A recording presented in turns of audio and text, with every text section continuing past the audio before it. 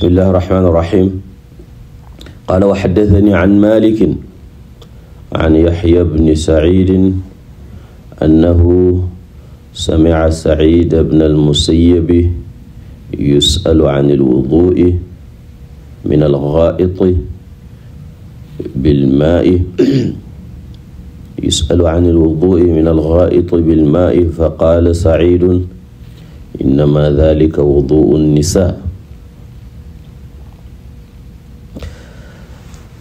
Yahya related to me from Malik, from Yahya bin Sa'id, that he heard someone ask Sa'id ibn al-Musayyab rahmatullah alayhi about washing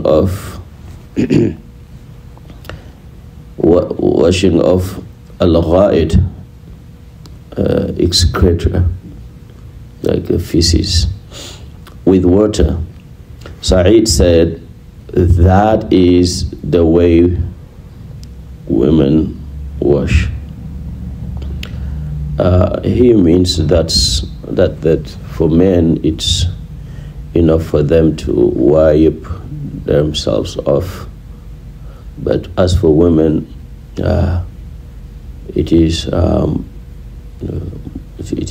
they generally the feces go all over places. That's why they have to use water. Of course, using both water and wiping oneself is more is better, as Allah Ta'ala says that Allah loves those who al-mutahhirin, and al-mutahhirin are those who use both means to wipe themselves off after using the bathroom and then use the wudu at the same time. So wudu, you use water at the same time. Wudu here doesn't mean the wudu we know. It's the wudu, the linguistic wudu. The linguistic. Sometimes they use the word wudu to mean to wash.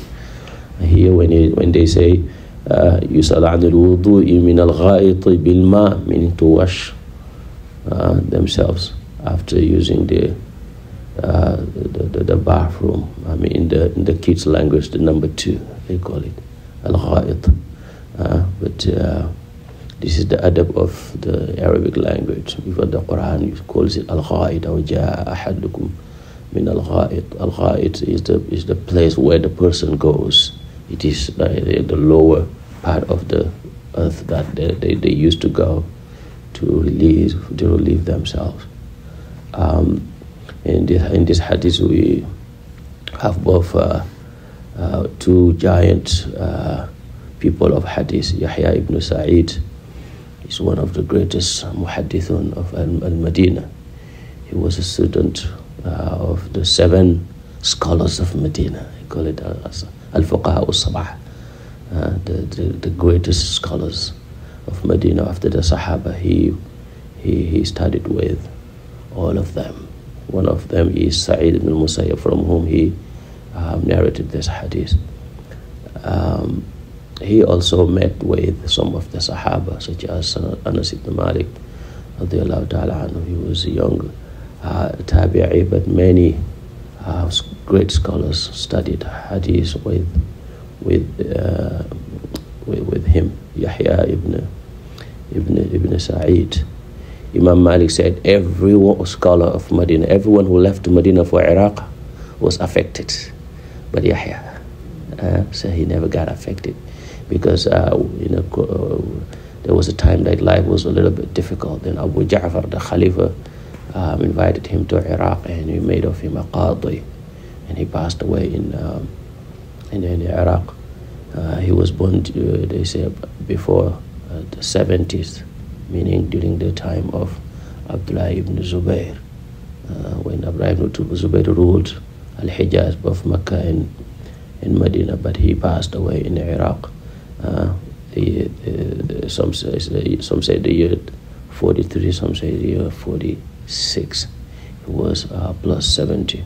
His Sheikh Sa'id ibn al-Musayyab, hadith wala haraj. Sa'id ibn al-Musayyab is known as Sayyidu Tabi'in, the master of all the Tabi'in.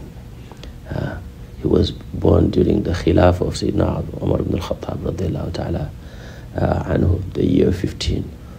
And even he was known as the Rawi of Umar. He was always with Umar. He memorized the hadith of Sayyidina Umar ibn al-Khattab radiallahu anhu. He met with all these great Sahabas. Not only with Sayyidina Umar or learned from them, but he was even a sihr of Sayyidina Abu Huraira. He married a daughter of Abu Huraira.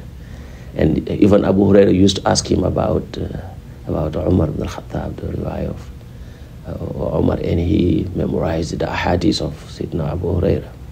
Many, great number of the ahadith he narrates from Sayyidina Abu Huraira, who was his, how do you call it? Father-in-law. Sa'id ibn al-Musayyab is one of the fuqaha of Medina, the 7 fuqaha of Medina. He's the most respected sahabi, tabi'i, radiallahu ta'ala anhu, and he died during the khilaf of Al-Walid ibn Abdul Malik, 94 after the hijrah of the Holy Prophet sallallahu alaihi wasallam, meaning 1 year after the birth of Imam Malik. Imam Malik was born when 93. So Sa'id ibn al-Musayyib radiallahu ta'ala anhu was, I mean, we could make a great muhadara about Sa'id radiallahu ta'ala, and he used to travel days and night just for a hadith, for one hadith. And he lived with all these. Imagine someone who lived with Sayyidina Umar ibn al-Khattab, Sayyidina Uthman,